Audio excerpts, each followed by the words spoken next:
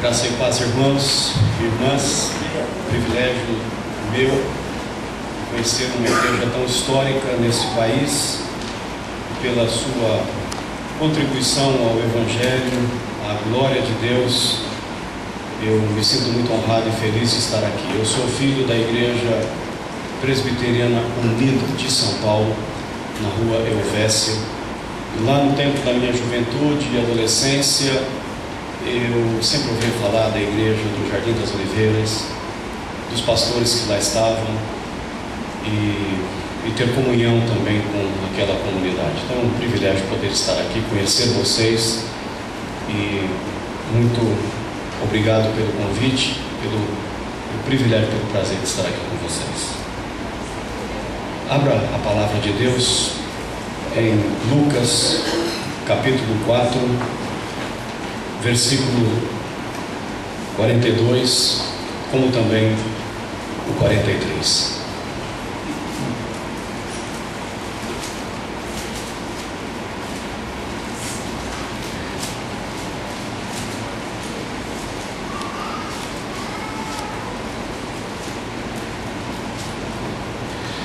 O ser humano tem a tendência natural de, ao possuir as coisas, mantê-las para si. É uma tendência natural. Ninguém, nenhum pai, ensina uma criança, quando ela mal sabe falar, a dizer: é meu. E desde cedo a gente precisa ensiná-la a repartir, a compartilhar aquilo que possui, aquilo que tem.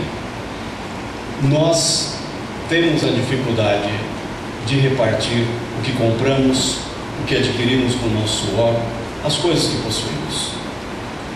Mas não somente do ponto de vista material, nós também temos a dificuldade de repartir as nossas amizades. Nem sempre é fácil.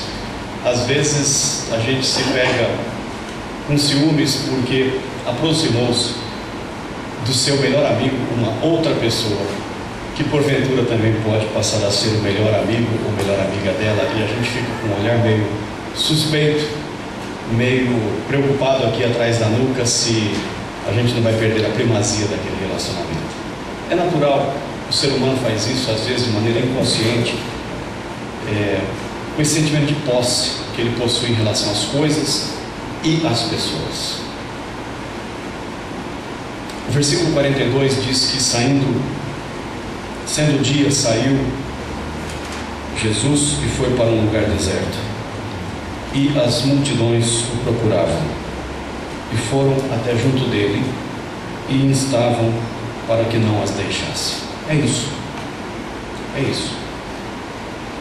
Jesus já havia, bem no início do seu ministério, feito algumas coisas. Ele havia ministrado na sinagoga de Cafarnaum, declarado a essas pessoas a sua razão de existir, a sua missão. Ele já havia curado um endemoniado em Cafarnaum, cura inclusive a sogra de Pedro, e muitas curas acontecem, relatadas nos versículos 40 e 41 ao pôr do sol. Vários enfermos, diferentes moléstias eram trazidos até Jesus. Ele curava cada um impondo as suas mãos, uma enormidade de gente, inclusive demônios eram expelidos.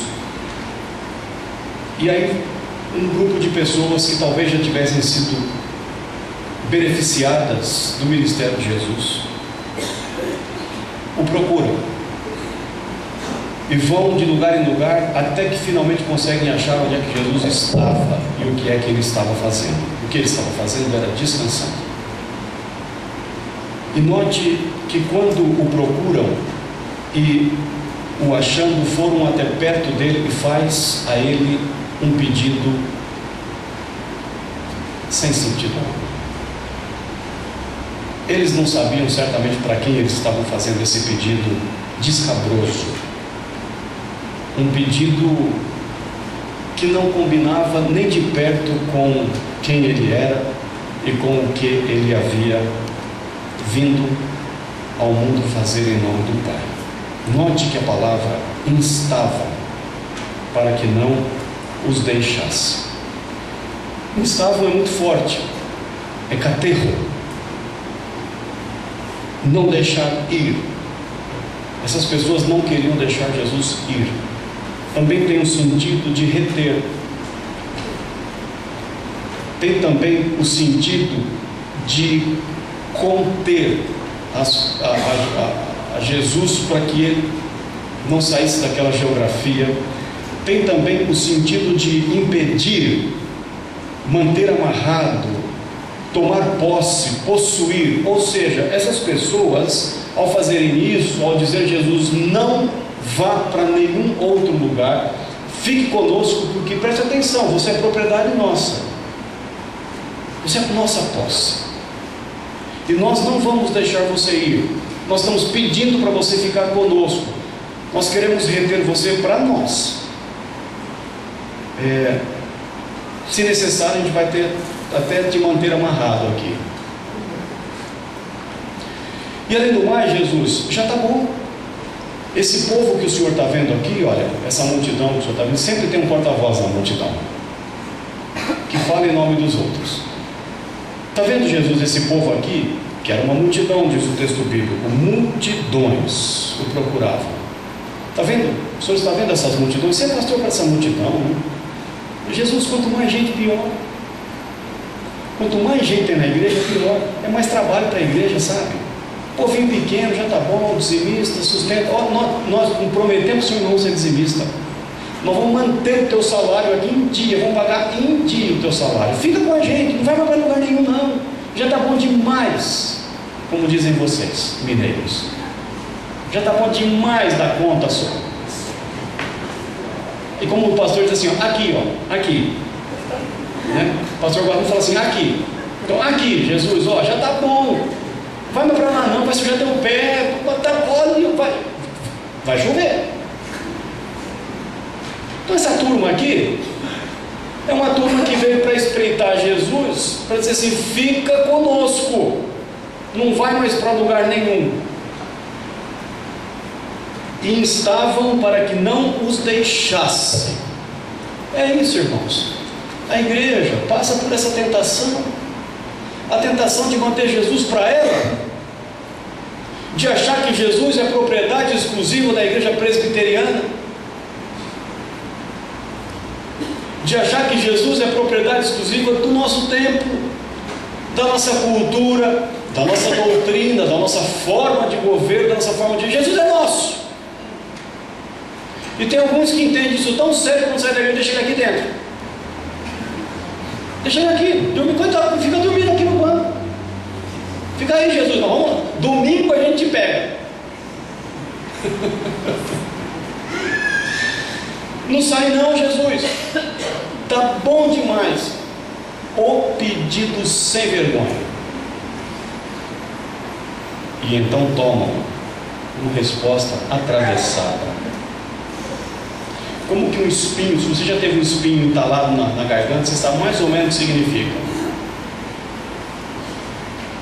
E ele responde assim a estas pessoas: é necessário que eu anuncie o Evangelho do Reino de Deus também às outras cidades, pois para isso é que eu fui enviado. E nessa resposta de Jesus dá uma tese de doutorado, dá uma tese de missiologia. Eu quero compartilhar com vocês alguns elementos que sinalizam que Jesus não irá atender o pedido dessa multidão. Graças a Deus por isso. Eu dou graças a Deus por dois pedidos que Jesus que não foi atendido. Esse é um deles. Se Jesus tivesse atendido esse pedido, nem eu nem você estaríamos aqui para contar a história. E eu dou graças a Deus por Deus não ter atendido o pedido de Jesus quando ele diz: Pai, se possível, passe de mim esse cálice. Ainda bem que Deus não atendeu a essa resposta de oração de Jesus, senão você estaria no inferno, e eu também. Alguns elementos da missão para nós aqui. Ele, porém, lhes disse: é necessário. Primeiro elemento da missão para nós, e é a razão pela qual nós não podemos reter Jesus para nós. O que justifica a missão no mundo? A necessidade. Tirou a necessidade, não tem necessidade da missão e nem da igreja. É necessário. Que interessante, Jesus atendeu a tua necessidade, e agora eu não quero que ele atenda a necessidade dos outros. É isso que essa multidão está pedindo. Vocês são muito engraçados. Eu atendi a necessidade de vocês e agora vocês não querem que eu atenda às necessidades dos outros. Entendi. Eu supri as suas necessidades e vocês, de uma maneira egoísta, não querem que eu supra as necessidades dos outros. E Jesus então deixa claro para eles que ele veio ao mundo porque o mundo está e continua estando em necessidade. Irmãos, tirou as necessidades da igreja, das pessoas, não tem nem razão da igreja existir. Não tem. O que justifica a nossa presença no mundo são as necessidades do mundo, sejam elas materiais, espirituais, emocionais, sejam elas quais forem. Nós estamos aqui para suprir as necessidades das pessoas. Alegre o teu coração quando alguém te apresenta alguma necessidade. Eu sei que às vezes cansa, às vezes cansa a nossa caminhada de suprir as necessidades das pessoas, mas quando alguém te apresentar alguma necessidade, seja ela qual for, é o Espírito de Deus chegando até você para te fazer um agente dele para suprir aquela necessidade das pessoas. Porque se você não tem condição de olhar para as necessidades das pessoas, não peça para Deus te ajudar, porque você também é um necessitado. Eu também sou um necessitado. Como pode um necessitado querer ter as suas necessidades supridas sem que ele não queira que as necessidades dos outros sejam supridas? Ora, você e eu somos um instrumento de Deus para suprir as necessidades das outras pessoas. Jesus só veio até nós porque nós estávamos em profunda necessidade. Nós estávamos mortos em nossos delitos e pecados. E Jesus veio até nós para suprir as nossas necessidades, porque se Ele não tivesse vindo, nós certamente não estaríamos aqui para contar história para ninguém. O nosso destino seria completamente outro. Então Jesus diz para essa multidão: vocês não têm noção do que vocês estão me pedindo? Eu vim ao mundo para suprir as necessidades das pessoas. Eu sou um agente do Pai para isso.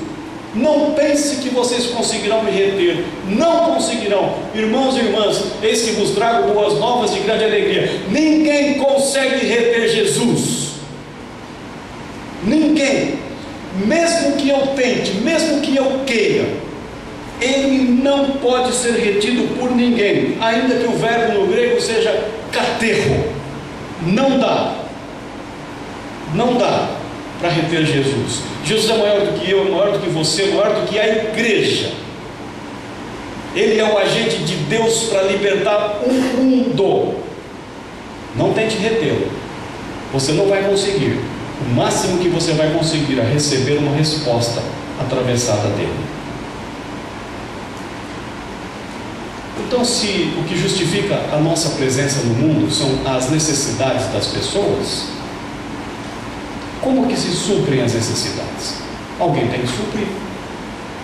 Alguém tem que se levantar e dizer: eis-me aqui, Senhor, envia-me a mim. Alguém tem que se levantar. E olha quem é que se levanta na perspectiva para suprir as necessidades das pessoas. É necessário que eu, e não o outro, eu. Quem é o agente da missão? Eu. Quem é? Você. Nós. Quem Deus vai usar para suprir as necessidades das pessoas? Eu. E nós adoramos transferir para os outros. Não a igreja, mas a igreja é você. A igreja não é isso daqui. A igreja é você. Eu é que tenho que suprir as necessidades das pessoas. Eu as supro, não em nome meu e nem em nome da igreja. Eu supro em nome de Jesus, porque nós não temos prata e nem ouro, mas em nome de Jesus, levanta e anda. Eu tenho que dizer em nome de Jesus. Eu tenho que ir ao hospital, eu tenho que ir à favela, eu tenho que ir ao rico, eu tenho que ir ao pobre, ao preto, ao branco. Quem é o agente da missão? Enquanto esse eu não se converter à missão de Deus, nada passa na vida da igreja. Nada passa. E Jesus diz para eles: vocês estão loucos? Vocês acham que eu vim só para vocês? Eu sou o agente de Deus para o mundo. E nós, irmãos, somos. Porque Jesus disse: vós sois. Ele não disse isso para a prefeitura de BH. Ele não disse isso para o prefeito que não conhece a Deus, ainda que na sua cidadania consciente ele tenha que fazê-lo. Mas o agente de Deus para o mundo é você. O agente de Deus para o mundo sou eu. Então quem é que vai fazer? Eu. Quem é o agente da missão? Eu. E se a igreja não se converter nisso, se você não se converter a isso, se nós não nos convertermos a isso, quem será o agente de Deus para o mundo? Então a igreja, quando ela se afasta do mundo, ela está tornando o mundo cada vez mais secular. Eu tenho dito por aí afora, profeticamente, para a glória de Deus, que a igreja tem sido um instrumento de secularização do mundo. Porque quanto mais ela deixa o mundo, tanto mais secular ele se torna. E Jesus já disse poucas vezes, irmãos e irmãs, Jesus rogou ao Pai, poucas. E nestas poucas vezes, uma foi muito forte. Ele disse assim: Pai, eu preciso fazer um pedido do Senhor. Não foi mais do que um pedido. A palavra de Deus diz que ele rogou. Pai, eu rogo, imploro, suplico uma coisa para o Senhor: não tire os meus discípulos do mundo.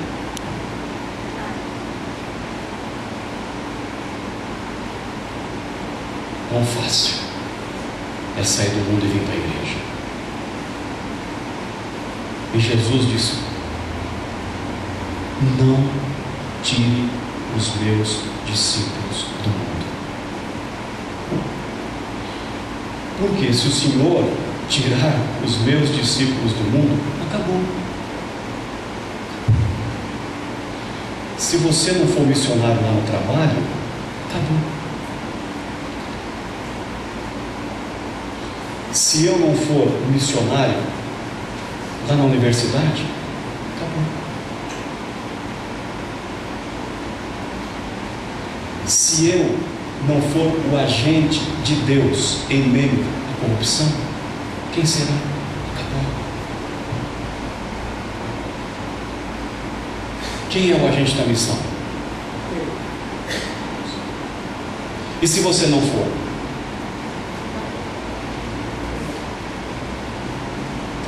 Não trabalhe com culpa. No meu pastorado eu evito trabalhar com culpa, eu trabalho com a conscientização. Os pastores presbiterianos trabalham muito com a conscientização. O que eu quero em nome de Jesus é que você se conscientize nessa manhã, de que o missionário, você, sou eu, somos nós. E que se nós não formos, as pedras clamariam. Qual a esperança para o mundo se os agentes de Deus não estão no mundo e atuando no mundo? Porque não fui eu que disse que vós sois a luz. Foi Jesus. E não se pode esconder a luz, porque quem tem a luz de Jesus brilha, brilha, e cada vez mais. Brilha onde? Na escuridão. Escuridão é o que? Trevas. Trevas é o que? Corrupção, injustiça. Então lá no trabalho tem um bando de gente corrupta? Eu não. Brilha. Tem um monte de gente querendo fazer conchavo contra o chefe? Brilha. Por quê? Porque eu sou o quê? Um agente de Deus. Há necessidade? Há, mas quem é que vai suprir? Eu. E eu vou suprir com o quê? Diz o texto: é necessário que eu anuncie o Evangelho de Deus. Anuncie. O que o agente de Deus faz? Anuncia, mas ele não anuncia apenas com palavras. Ele anuncia com atos e palavras. Porque foi assim que Jesus anunciou. Lá em Lucas capítulo 24, versículo 19, quando aqueles dois discípulos, Cleopas e um anônimo, se aproximam de Jesus e falam algumas coisas, ele vira e diz assim para Jesus: você não está sabendo o que aconteceu nos últimos tempos? Não, eu falo, não. Você não deu e-mail, não abriu o Facebook seu hoje? No teu WhatsApp deve estar falando que aconteceu uma atrocidade, mataram Jesus, crucificaram ele lá na cruz, lá no Gólgota. Você não está sabendo o que aconteceu? E ele vira e falou assim: mas vocês estão falando de quem? O próprio Cristo falando, perguntando dele: vocês estão falando de quem? Ele falou: de Jesus, o varão profeta, poderoso em obras e palavras. Como que nós manifestamos? Em obras e palavras. Nós não separamos mais. Não é só palavras, mas também não é só nação. Juntamos os dois juntos e anunciamos. Então, o que o agente de Deus faz? Ele é um arauto, um proclamador, um manifestador, um realizador. É aquela que está entre as pessoas, e as coisas estão acontecendo, mas está lá em nome de Jesus, como um agente do reino de Deus. Então é o método dele, o método é um anúncio, mas de novo, um anúncio não é apenas falar, é manifestar em palavras e obras. E o que ele faz? Olha, em quarto lugar, ele leva o que? O método é simplesmente um canal. O que você é? Um canal. Você não é o conteúdo. Não é você que salva. Não sou eu que salvo. Não é a igreja que salva. Nulla eclesia, como dizia a igreja católica. Não sou eu que salvo. Quem salva é Cristo. Agora, o que eu sou? Um agente. Esse agente tem o quê? Um método. Qual é o método que ele tem? Ele manifesta em termos de palavras e obras da sua própria vida o que? O Evangelho do Reino de Deus. Esse é o conteúdo que nós levamos. Eu não levo a igreja, eu não me levo. Eu não levo o meu conhecimento apenas. Eu levo comigo o Evangelho do Reino de Deus, o evangelizastai. Eu levo o Evangelho. O que eu apresento para as pessoas? O Evangelho. O que vai transformar a vida das pessoas? O Evangelho. Então, para isso tem um método.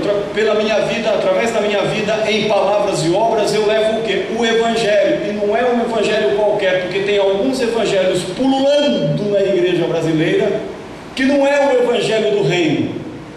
Aqui é explícito, claro, não é um Evangelho qualquer, é o Evangelho do Reino.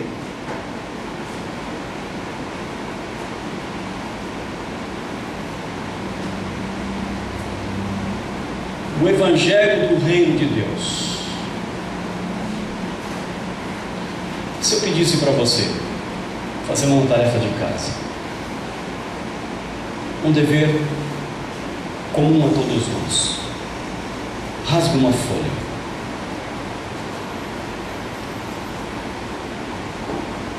coloca um título em cima: Evangelho do Reino de Deus, em branco. Desliga o celular, fecha a Bíblia, você e o papel, escreva. O que você escreveria? Defina. O que é que você definiria? Irmãos, o que é o Evangelho do Reino de Deus? Você conseguiria escrever uma página, um parágrafo, 2 páginas, 2,5, um livro? Se porventura você chegar à conclusão que não sabe muito o que escrever, então você já sabe o problema. Se há necessidade, e há, se essas necessidades para serem supridas, você tem um agente, você. O método que você vai fazer é anunciar, manifestar, em palavras e ações, o conteúdo. E se eu não sei o conteúdo, eu estou levando o quê? o que eu estou levando. Porque o que vai transformar a sociedade e as pessoas é o Evangelho. E se eu não sei o que é o Evangelho, eu estou propondo o quê para as pessoas? Fica o dever de casa. Fica o dever de casa. O que é o Evangelho do Reino de Deus que você vai anunciar para suprir as necessidades das pessoas? O que é? Tem gente, por não saber, fala assim: vai na minha igreja. Não tem nada de errado convidar as pessoas na igreja, para vir à igreja. Nada de errado. Mas tem tudo de errado quando você não sabe explicar para as pessoas o que é o Evangelho de Deus. Você veio trazer o que para mim aqui? Eu vim trazer uma boa notícia. Qual? O Evangelho. O que é o Evangelho? Faça esse dever de casa, porque é isso que você vai levar para as pessoas. Você não vai levar a igreja, você vai levar o Evangelho, porque não é a igreja que transforma. Quem transforma é o Evangelho do Reino de Deus. Esse é o conteúdo do agente. Não precisa inventar a roda. Esse é o conteúdo do agente. Se você porventura tenha dúvidas a respeito do que se trata, além de ler livros, uma boa dica para todos nós é ler novamente as 4 versões do Evangelho. Começa tudo de novo. Mateus, Marcos, Lucas e João. Leia. Porque se eles não te revelaram o Evangelho, mas é óbvio que eles vão te revelar. Marcos só começa dizendo assim, Marcos 1:1, princípio do Evangelho do nosso Senhor Jesus Cristo. Então vai para o princípio e começa a entender tudo o que é. E aí, este Evangelho, diz o versículo que nós estamos refletindo nesta manhã, é necessário que eu anuncie o Evangelho do Reino de Deus também às outras cidades. Essa é uma palavra que não pode passar batido por nós numa leitura muito rápida das Escrituras. Não leia a Bíblia muito rápido. Pare um pouco mais, medite um pouco mais de profundidade. Também as outras cidades. Uma palavra fundamental no exercício da missão como agente de Deus que somos: inclusividade. Essa multidão queria a exclusividade. Jesus está dizendo para eles absolutamente não. Também as outras cidades significa o que? Que o Evangelho não é, mas ele é inclusivo. Porque se eu e você, como agentes da missão que somos, não formos inclusivos, seremos seletivos a quem vamos levar o Evangelho. E aí não tem nada a ver com o Evangelho, porque o Evangelho não deixa de fora o pobre, o rico, o da classe média, o preto, o branco, o amarelo, o culto, o não culto. O Evangelho, só o Evangelho do nosso Senhor Jesus Cristo tem o poder, só, não tem mais nada neste mundo que tem o poder que o Evangelho do Senhor Jesus Cristo tem de entrar na vida de todas as pessoas indistintamente. Nada neste mundo. Beatles não consegue. Eu não gosto muito de Beatles. Isso aí eu não gosto. Apesar de estar naquele, eu não gosto. Prefiro mais uma MPB, música de raiz, Paulinho Pedra Azul, Mineiro. Mas um estilão assim, mais eu não gosto. Mas o Paulinho Pedra Azul talvez não atinja o seu coração, porque não fala muito a tua alma. Só o Evangelho do nosso Senhor Jesus Cristo entra em gregos, entra em judeus, entra em brasileiros, entra em todo mundo. Por isso que Paulo diz que eu não me envergonho do Evangelho, porque ele é o poder de Deus para todo aquele que nele crê. Amém. Só o Evangelho de Jesus Cristo. E não há uma pessoa que você possa dizer que ficou de fora do projeto de Jesus Cristo. Prostituta, deixa ela derrubar o vaso aí. O mafioso Zaqueu, isso, os mafiosos italianos perto de Zaqueu não eram nada. A máfia italiana perto de Zaqueu foi tomar um lanche na casa do desgramado. O sacerdote. Os pecadores. É o Evangelho de Cristo entrando. O que é que você vai levar para as pessoas? O Evangelho do Senhor Jesus Cristo. Para quem? Todo mundo. Nós não escolhemos os destinatários, os futuros recipientes da graça de Deus. Eu não posso escolher. Para todos. Porque é a graça de Deus que invade o mundo a todas as pessoas. Então, a quem eu vou levar o Evangelho? Não gosto muito daquele estilo de gente. Não te compete. Não me compete. O que me compete é levar a ela o Evangelho da graça do nosso Senhor Jesus Cristo. A todo mundo, gente. A todo mundo. Você é um agente para isso. Eu reputo para mim, não como um peso. Isso para mim é um privilégio. Para mim não é... É bênção. Me aproximar de qualquer pessoa com o Evangelho Salvador de Jesus Cristo, para mim é prazer. Eu vejo crentes evangelizando com raiva, mas eu vejo o crente levando o Evangelho com tristeza, né? No hospital. Não vai desgramar, fica em casa. Melhor não ir. Fica em casa. É pior para o Evangelho. Graças a Deus, hoje eu vou visitar a Dona Maria no hospital porque ela acabou de ter uma operação e é uma coisa de risco. Eu vou abençoar a minha irmã. Pois é bênção, isso é prazer. Ai, fica no hospital, mas não vai. Fica em casa. Não é assim? Evangelho é graça. E lá na sinagoga de Nazaré, quando Jesus fala as coisas, está aqui, ó, do lado, aqui no versículo 22, e todos lhe davam testemunho e se maravilhavam das palavras de graça que se lhe saíam dos lábios. Graça.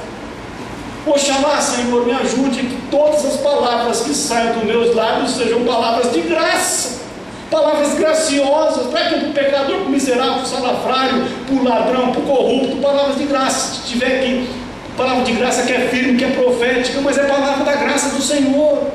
Isso para mim é privilégio, irmãos e irmãs. Não tem peso, não. Eu já tenho que pregar o Evangelho. Não prega. Pior. Graça, bênção pura do Senhor Jesus. E finalmente, irmãos, depois de ter falado que esse agente não escolhe o destinatário da graça de Deus, ele termina dizendo: pois para isso é que eu fui enviado. Senso, destino, vocação, missionalidade, propósito de vida.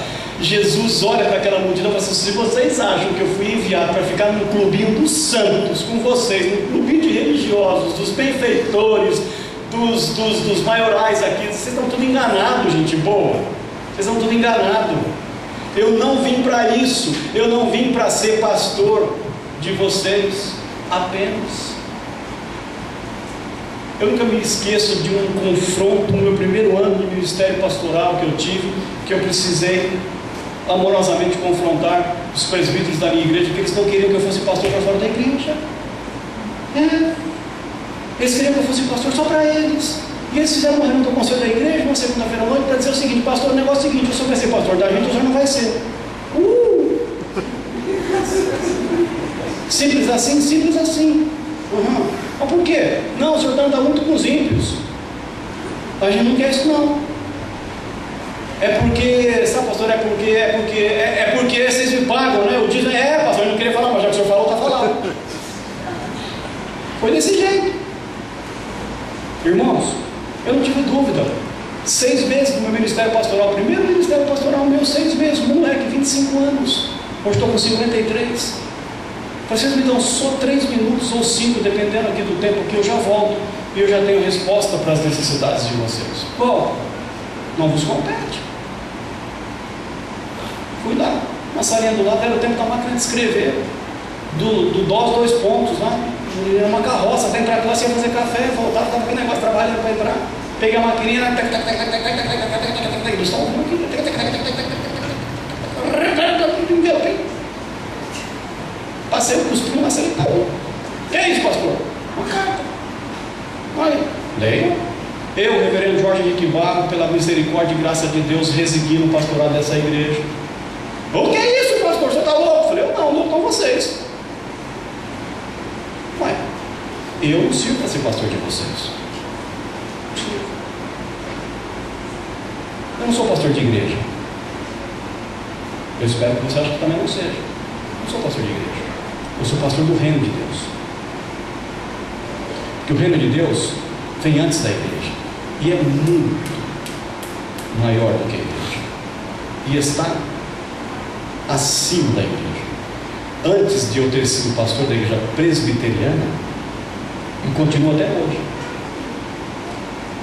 Talvez a partir de hoje eu não vou ser mais. Se estiver gravando aí, sempre tem um negócio gravando.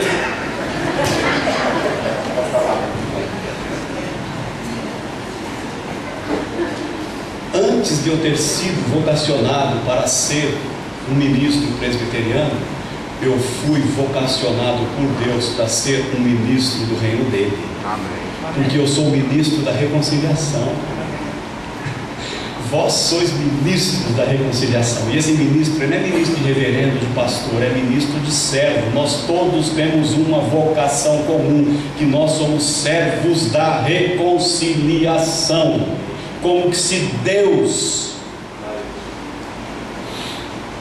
apelasse e falasse por nosso intermédio. Então, antes de ser pastor de igreja, eu sou pastor do reino.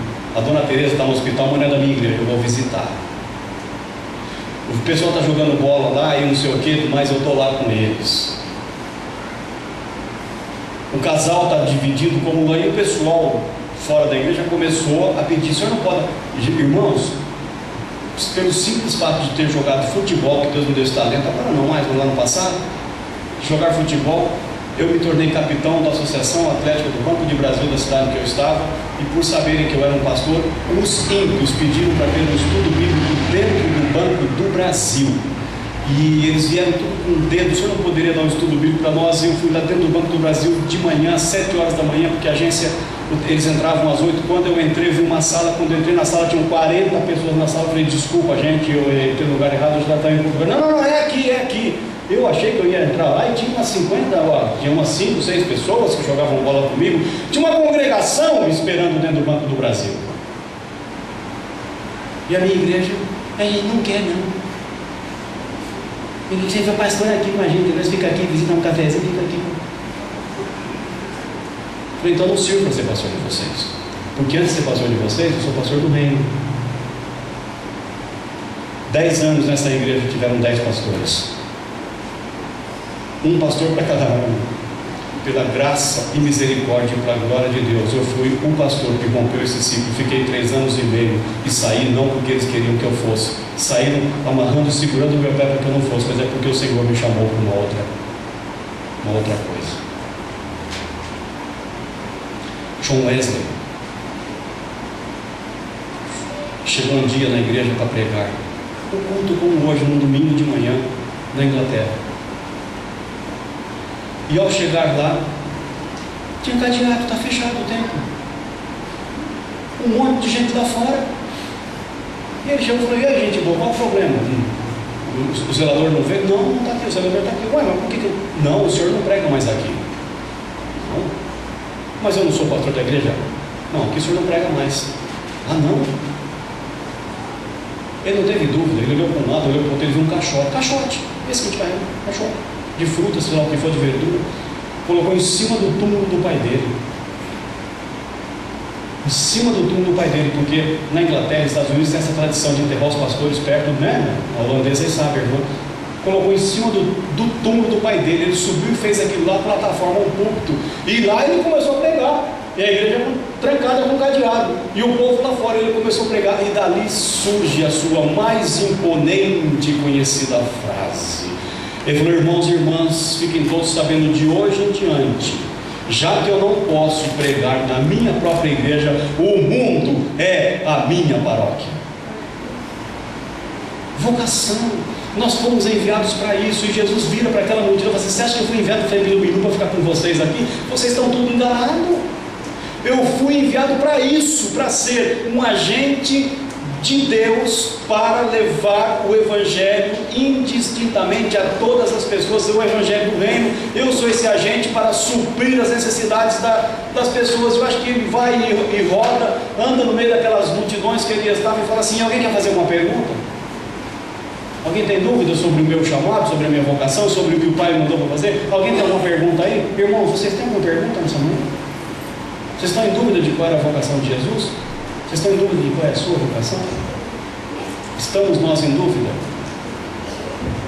Então tá bom, já que ninguém está em dúvida, eu estou indo. E diz o texto bíblico que ele sai, versículo 44, e pregava nas sinagogas da Judéia. Irmão, Jesus não é nosso. Jesus é de Deus. E nós temos o Senhor Jesus entre nós pelo Evangelho que Ele evangelizou. Ele veio nos evangelizar a paz, quebrando a barreira da inimizade que havia entre nós. Para a glória do Senhor. Missio Doxa. Que a segunda igreja presbiteriana unida no horizonte seja cada vez mais conhecida.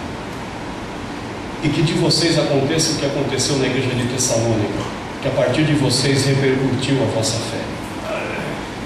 Que eu possa ouvir por essas andanças desse país que aqui existe uma igreja em benefício desta cidade, para suprir as necessidades desta cidade, quer sejam locais, no bairro, regionais ou mais distantes. Que vocês sejam os agentes da missão de Deus nesta cidade. Que vocês não escolham a quem levar o Evangelho. Que vocês não escolham não levar o Evangelho. Que Deus nos acorde, se é que exista, um espírito de letargia entre nós. Que Deus reavive a sua obra primeiro no teu coração, para que reavive em toda a igreja. Que Deus suscite em nós novas motivações, desejos, alegria de servir o Senhor Jesus Cristo. Nós não levamos simplesmente uma lembrancinha para as pessoas. Nós levamos o poder do Evangelho do Reino de Deus, que tem o poder de curar as pessoas, que tem o poder de expelir demônios, que tem o poder de trazer esperança para a vida das pessoas, que tem o poder de consertar relacionamentos, que tem o poder de aproximar pais e filhos, que tem o poder de fazer aquilo que o próprio Deus quer fazer com a vida das pessoas. Mas em nome de Jesus, que vocês sejam conhecidos por isso, que eu possa ouvir falar da cobeligerância amorosa de vocês para com esta cidade, e que eu possa um dia receber: olha, nossa igreja está tão radiante, fazendo com tanta alegria aquilo que o Senhor chamou para fazer, que não cabe mais nem lugar, que nós já estamos até pensando em mudar daqui porque não cabe mais gente. Que Deus abençoe vocês. Amém.